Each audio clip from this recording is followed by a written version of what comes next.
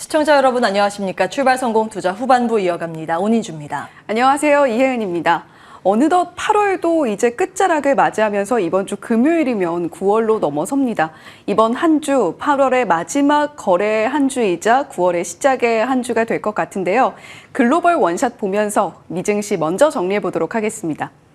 지난 금요일 상당히 중요한 일정이 있었습니다. 파월 의장의 잭슨홀 미팅 연설이 있었는데 잭슨홀 미팅 연설이 11시였죠. 11시를 기점으로 경계감의 시장이 하락이 나왔다가 일제히 반등하면서 마무리를 했던 3대 지수였습니다. 다우존스 지수부터 S&P 500까지 일제히 상승폭을 그리면서 마무리를 해줬고요.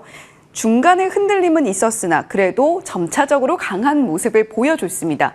매파적이라는 평가가 나오고 있는 파월 의장의 잭슨홀 연설이었는데 그럼에도 예상한 수준의 발언들이 나오면서 시장이 상승으로 마감을 할 수 있었고요. 다만 10년물이 4.23% 여전히 높은 수준을 유지를 하고 있습니다만 2년물에 치솟는 모습이 조금 더 무서웠던 국채금리였습니다.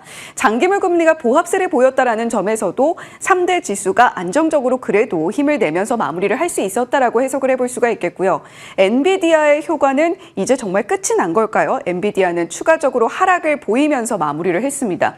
이번 주에는 PC 물가지수가 나오고요. 제조업 PMI 등 주목해 볼 만한 지표들이 상당히 많이 자리하고 있으니까요. 이 일정도 잠시 후에 체크해 드리도록 하겠습니다. 소비 심리 지표와 단기 인플레 기대치 발표가 나왔는데 소비 심리는 다소 부진한 모습을 보여줬습니다. 50.4로 집계가 되면서 시장 예상치를 좀 밑도는 모습 보여줬고요.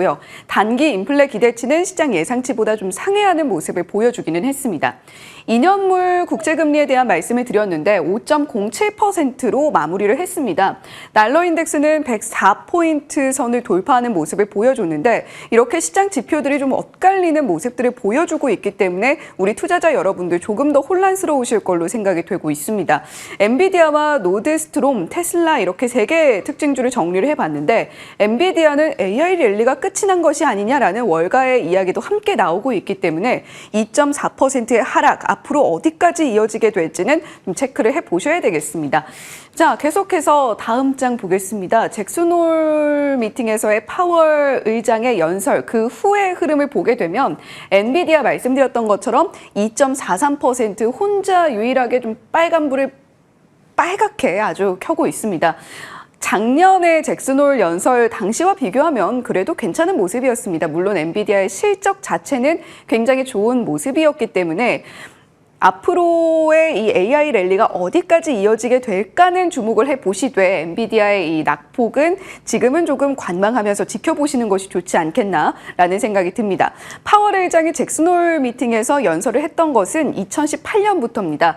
그 이후에 S&P 흐름, 당일 흐름을 좀 정리를 해봤는데 2018년부터 넣으면 좀 많아서요. 2020년부터 정리를 해봤습니다. 2020년과 2021년에는 모두 상승으로 마무리를 했고 그리고 작년에 잭슨홀 미팅의 파급력은 저희 당잠사에도 또 많이 전해드렸었죠. 이 S&P 당일 그리고 다음 거래일 코스피까지 일제히 끌어내렸던 지난해 잭슨홀 미팅 연설이었습니다. 일단 올해는 0.7% S&P 상승으로 마무리를 했기 때문에 오늘 밤 재개가 될 미국 시장 그리고 오늘 코스피의 흐름 한번 기대를 해보시면 좋겠다라는 생각이 듭니다. 자, 그렇다면 파월 의장이 어떤 이야기를 내놨을까요? 영상 보시면서 함께 체크해 보시죠. It is the Fed's job to bring inflation down to our 2% goal, and we will do so. Although inflation has moved down from its peak, a welcome development, it remains too high.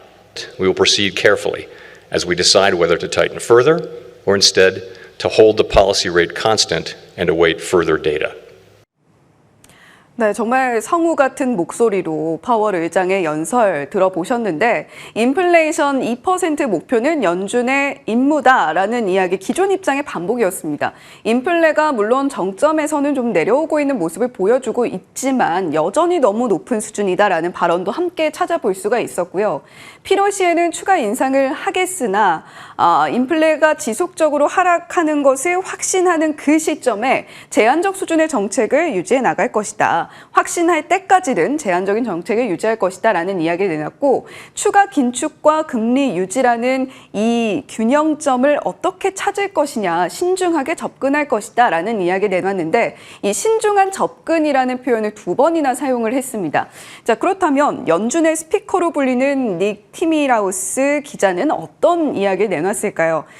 닉 티미라우스 기자가 이야기했던 8월 22일경이었나요? X에 올렸던 하이가 아니라 하우롱, 얼마나 오래 유지할 것이냐라는 이야기는 확실히 이번 연설에서도 확인이 됐고 신중한 접근이라는 표현을 2번이나 사용한 것은 9월 FOMC에서는 금리 인상이 시급하지 않을 수 있다라는 시그널로 해석이 된다라는 이야기 기사를 통해서 내놨습니다.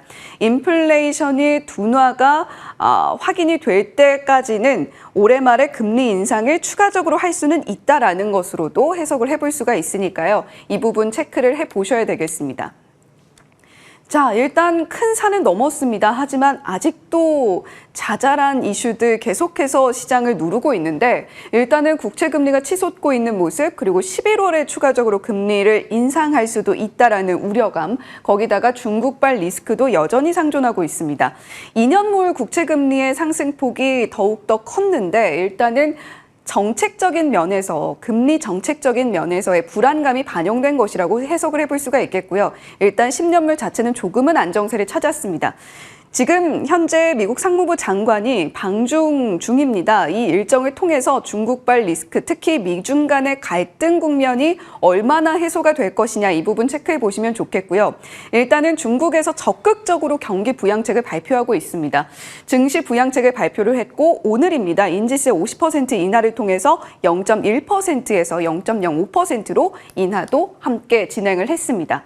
자, 이번 주 증시 캘린더 상당히 많은 일정들이 자리를 하고 있습니다. 말씀드렸던 것처럼 오늘 중국의 증권거래 수수료 인하 발표가 됐고 시행이 될 예정이고요. 그리고 이번 주에는 고용지표 그리고 PCE 반드시 체크를 좀 해보셔야 되겠습니다. 실적 발표에 있어서는 브로드컴 특히 주목을 해보시면 좋겠네요. 자, 이렇게 미국 증시 정리를 해봤습니다. 잭슨홀 미팅이 얼마나 시장을 흔들 것인가 이 부분에 대한 불안감은 일단 해소를 하고 넘어간 상황인데 우리 증시는 어떻게 움직이게 될까요? 우리 증시도 미 증시처럼 좀 환호를 해줬으면 좋겠습니다. 자세한 내용 체크를 해보시죠. 지난주부터 계속해서 사실 이번에 잭슨홀 충격이 과거와는 좀 다를 것이라는 점 체크를 해드렸습니다. 왜냐하면 작년에는 무방비 상태로 매파 본색을 그대로 우리가 받아들여야 했는데 올해는 어차피 매파일 거라는 매파 본색에 대한 응답이 82% 안 좋은 얘기 파월 의장의 입에서 흘러나올 것이다 라는 것이 시장에서 이제 깔려있는 기정사실화된 내용이었습니다. 늘 그렇죠. 악재보다 시장은 불확실성을 싫어한다는 이야기가 있습니다. 빼딱꼼뿔리라고 하죠. 기정사실화. 노출된 악재는 악재로서의 위력이 크지 않다라는 것을 이번 상황을 통해서 다시 한번 확인을 해볼 수 있습니다. 앞서서 이제 보셨습니다만 파월 연설했을 때 가장 이제 중요한 포인트들 보면 2020년과 2021년에는 금리 인상 없다. 걱정하지 말라. 물가 이거 일시적일 것이다. 라고 하다가 작년에 갑자기 말 바꾸면서 금리 인상 강하게 할 거고 고통이 있을 것이다. 라고 하면서 이제 시장에 충격을 더해받는 모습이었는데 그때와 지금은 상당히 다른 구간이라는 점 체크해 드렸습니다. 핵심 문구를 하나만 꼽자면 신중해야 한다. carefully라는 단어가 처음으로 파월 의장의 입에서 등장했습니다. 그걸 보면서 시장이 좀 환호했던 건데요. 늘 시장 그렇습니다. 경제적으로 위기는 빈번하게 깔려 있었지만 시장 지수 상황으로는 위기가 빈번하지 않았다라는 걸 이번에 다시 한번 확인을 할 수 있었고요. 자, 그러면 우린 신중하게 어디에 주목을 이어서 해야 하는가 고민을 하겠습니다. 가격적으로 보면 최근 미 증시도 좀 기복이 굉장히 심한 모습입니다. S&P 500 지수의 주가 차트가 이 지난선으로 나와 있습니다. 등락이 좀 심한데요. 그러나 펀더멘탈의 개선은 변하지 않게 굳건하게 우상향 곡선을 그려가고 있습니다. S&P 500의 12개월 선행 EPS 주당 순이익인데 요즘 추세가 꺾이지 않는 우상향 곡선이 관찰이 됩니다. 다만 미국을 제외한 다른 국가들을 보면 상황이 녹록지는 않은데요. 중국 부동산이 일으킨 난맥상, 박스권 탈출의 동력이 부재한 최근 분위기입니다. 파란 라인이 미국이고 미국만 우상향이고 나머지는 일본도 그렇고 중국과 유럽도 굉장히 많이 꺾여 있는 걸 확인해 보실 수 있습니다. 우리 시장도 이로 인해서 어찌되었든 중국의 영향권 안에 있기 때문에 박스권을 강하게 탈피하기는 어렵다라는 의견이 모아지고 있는데요. 때문에 종목 장세와 테마 장세에 조금 더 집중을 해야 한다는 목소리, 그 가운데 주요 테마주의 주가 흐름 정리를 해보겠습니다.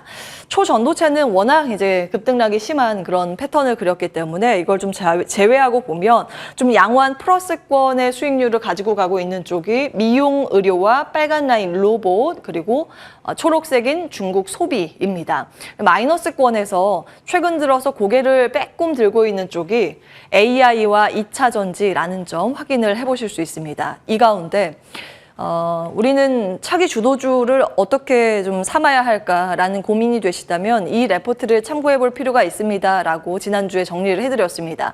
IBK 투자증권에서는 주도주가 과거에 2년 내지 5년에 한 번씩 패턴 변화가 있었고 산업의 구조적인 변화가 그와 맞닿아 있기 때문에 지금은 다음 패턴을 준비해야 할 때라고 이야기하고 있습니다. ABC 포트, AI와 바이오, 차이나 플레이어를 여기선 꼽고 있는데요.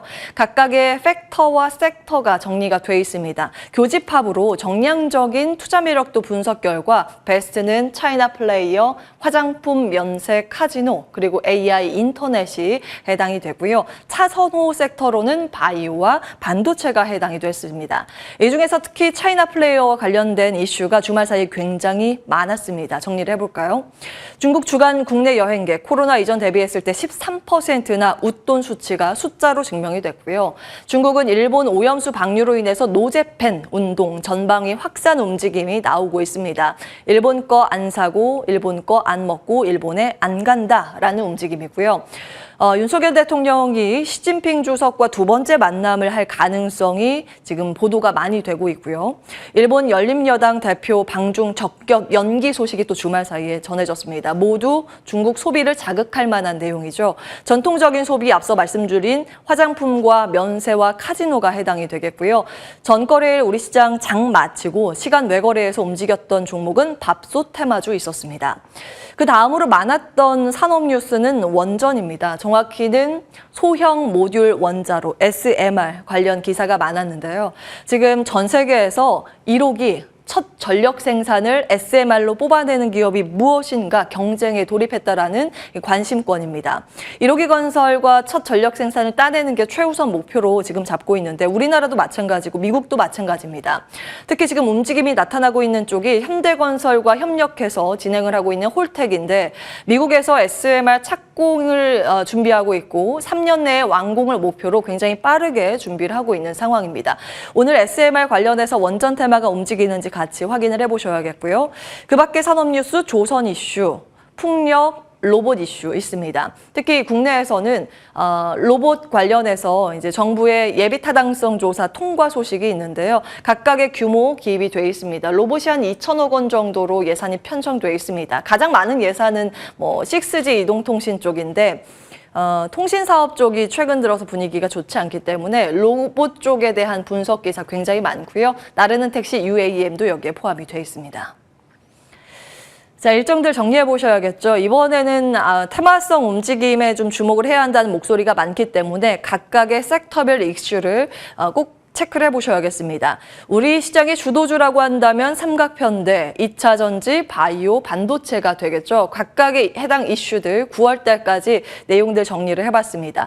2차 전지는 수급 이슈가 꽤 많은 편이죠. MSCI 분기 리뷰가 이번 주 금요일에 또 적용이 되는데 에코프로와 LG 에너지 솔루션의 수급이 어느 정도 연속성을 띠고 모아지는지가 한 가지 관전 포인트, 그리고 9월 1일에 FTSE 반기 리뷰인데 여기에서 또 한 가지 에코프로가 확정 공시되는지 여부가 시장의 관심권입니다. 바이오 같은 경우에는 여러 가지 일정이 있습니다. 기업별로 보면 펩트론과 셀트리온 그룹과 보로노이 있고요. 가장 가까이에 있는 일정은 세계 폐암학회, 그 다음으로는 항암이나 알츠하이머 치료제 관련 학회 등이 있는데요. 오늘은 바이오 관련해서 많은 기사들이 나오고 있지만 특히 오늘자 레포트를 발간한 박병국 연구위원과 함께 마지막 코너 집중 분석에서 심도 깊은 이야기, 전력까지 체크를 해보겠습니다. 반도체 일정들 있고요. IT 쪽으로 보면 애플 아이폰 15 출시 관련 기대감 굉장히 큰 상황입니다. 암 홀딩스 나스닥 상장 일정도 주목을 많이 받고 있고요. 테마별로 나눠봤습니다. 로봇 테마에 대해서 관심이 굉장히 높은 상황입니다. 지속적으로 체크해드렸지만 두산 로보티스 상장 일정이 가장 큰 재료로 지금 작용을 하고 있다 보니 세부 일정들 체크해보시라고 아래에 기입을 해봤고요. 중국 소비 일정은 아래 기입된 내용들, 즉 여기에서 나오는 숫자, 실질적인 데이터들 확인과 검증이 필요해 보입니다. 실제로 중국인들이 우리나라에 얼마나 방한을 하는지 여부, 그리고 매출이 어디에서 이루어지는지 여부를 이제부터는 따져가셔야겠습니다. 엔터게임 일정이 있고요. 아래가 게임입니다. 그리고 가장 중요한 우리나라 수출 데이터 매달 초에 그 전달 데이터를 공개를 하죠. 물론 이제 10일 단위로 공개도 하지만 8월 무역 데이터를 9월 1일에 이번 주 금요일에 또 발표를 하다 보니 그와 관련해서 어떤 섹터의 개선세가 뚜렷할 것인가가 굉장히 주목되고 있습니다. 특히 반도체, 낸드보다는 이제 D램 쪽에서 흑자 전환에 성큼 다가설 만한 수출 데이터가 나오는지 여부 시장에서 관심 집중되고 있고요. 가장 먼저 이제 생각나는 게 미국 인프라 투자 관련해서 변압기 수출 데이터가 발표되는 족족 신고가 영역이기 때문에 같이 생각나서 기입을 해봤습니다. 특히 최근 들어서 주가의 반응이 좋은 게 재룡전기나 효성중공업, 가온전선 등의 변압기 전력 중소형주의 강세가 아웃퍼폼을 하고 있습니다. 자, 이슈로 보면 이전 상장 테마주가 최근 시장에서 형성되는 분위기입니다. 굉장히 이제 특이한 현상인데요. 코스닥 시장에서 코스피로 큰 집으로 이사를 준비하는 기업들의 관심권이 집중되고 있습니다. 그 이유는 아시겠지만 포스코 DX 덕분이죠. 이전 상장이 착착 진행이 되고 있고요. LNF와 HLB 그리고 셀트리온 헬스케어 일정들 같이 확인을 해보셔야겠습니다. 이 두 기업은 제공시 기한이기 때문에 실제로 확정 발표가 나는지 여부 중요합니다. 중요하겠고 포스코 DX는 이제 여기 절차에 들어가는 거죠. 상장을 하게 되면 자금 조달이 용이하다라는 측면에서 시장에서 기대를 받기 마련입니다. 외국인들이 코스닥 시장에 있는 기업보다 코스피 덩치 큰 기업이다라는 인식이 있기 때문에 추가적인 매수세가 좀 더 쉽게 발생을 하는 편이고요. 그리고 아무래도 코스피 추종 자금들이 있기 때문에 패시브 펀드 자금 유입 가능성도 있습니다. 그리고 최근 들어서는 코스피 200 외에 나머지 종목은 공매도 금지가 돼 있잖아요. 그래서 이전하면서 공매도 금지된다라는 수급적인 기대감도 자리를 하고 있습니다. 다만 과거의 사례를 보면 늘 매번 큰 집으로 이사한다고 해서 모든 종목들의 시세가 좋았던 건 아닙니다. 지난 7월 달에 정리해드린 내용이고 이 당시에 이제 코스피로 이전할 포스코 DX의 이전 상장 관련해서 자세히 분석을 해드리면서 보여드렸던 표인데요. 보시면 평균적으로 보면 전체 기간으로 15.3%의 수익률을 달성을 했습니다. 그런데 일부 종목군들의 수익률이 집중된 것을 확인해 보실 수 있습니다. 특히 가장 좋았던 게 전통적으로 보면 셀트리온이었는데요. 즉 쭉 보시면 아시겠지만 공매도 세력의 몸살을 앓았던 종목일수록 이전 상장이 더 큰 폭의 호재가 된 가능성이 높다라는 걸 확인해 보실 수 있습니다. 그래서 이번에 포스코 DX도 마찬가지 패턴을 그리고 있는데 다른 종목들이 이전 상장을 준비할 때 이런 관전 포인트로 같이 보시면 좋을 것 같아서 다시 정리해 드립니다. 오늘 거의 당잠사였습니다.